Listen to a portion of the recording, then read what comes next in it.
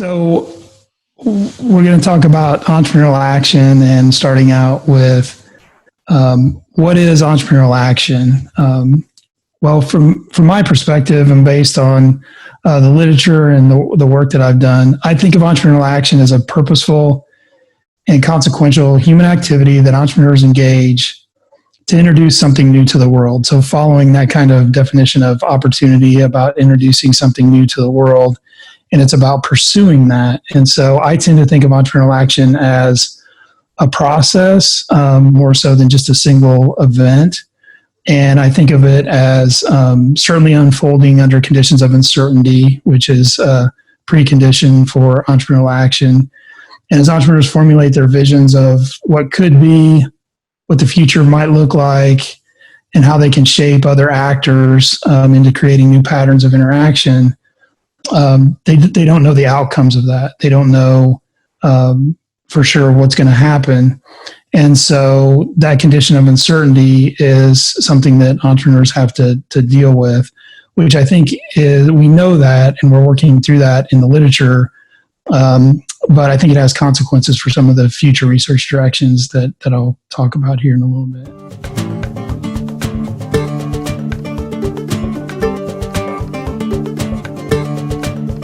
Focus on individuals, or what we would call enterprising individuals.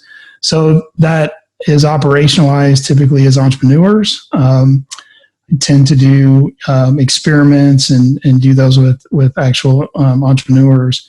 But this also includes other stakeholders like investors, and particularly it involves interactions between stakeholders and entrepreneurs as they try to build consensus among stakeholders as they're trying to do something new. So those are the actors that I tend to focus on.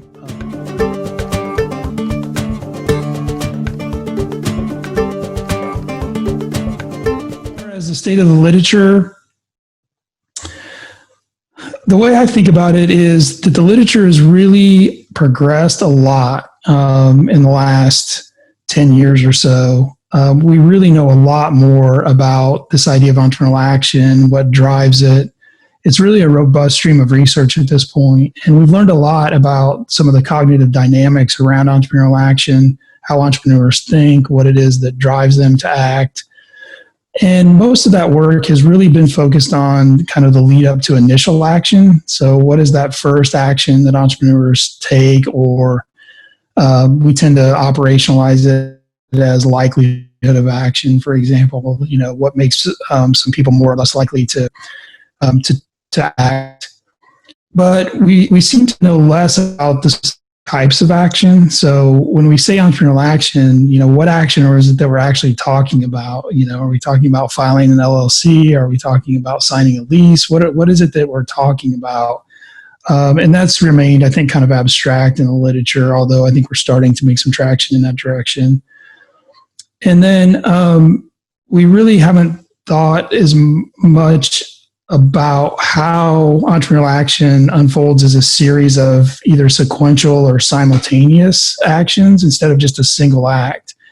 And so I think that's kind of where the literature is. We know a lot about this kind of initial action or, startup action type of thinking. But beyond that, we really don't know much about how this stuff, unfolds. So that's really kind of the stimulus behind future research and the way I think about future research. So there are a couple of things, studies that my co-authors and I have contributed, one with Dave Williams and Will Drover on this idea of entrepreneurial inaction, if you will, where we find an inaction inertia effect. So, in some ways, many people talk about, starting a business or pursuing an entrepreneurial endeavor, but they don't really do it, so a lot of our students end up doing that. So this idea of inaction, I think, is something that is important. And I think entrepreneurs go through periods of inaction and action, and, what do those look like? What might drive those? So I think that's an interesting area of future research, is kind of considering the other side of the coin, the inaction side of the coin. But then mapping out this kind of sequential action, so this loop of, entrepreneurs acting, and if we take an enactment or creation kind of perspective to opportunity, is the very act of engaging in pursuing entrepreneurship changes what happens. So they're constantly acting and reacting, but we're not really capturing that in our research, in part because it's difficult to do methodologically. But as we've thought about how would we do this, one of the things that has to really be mapped out is how we deal with the issue of time in entrepreneurial action.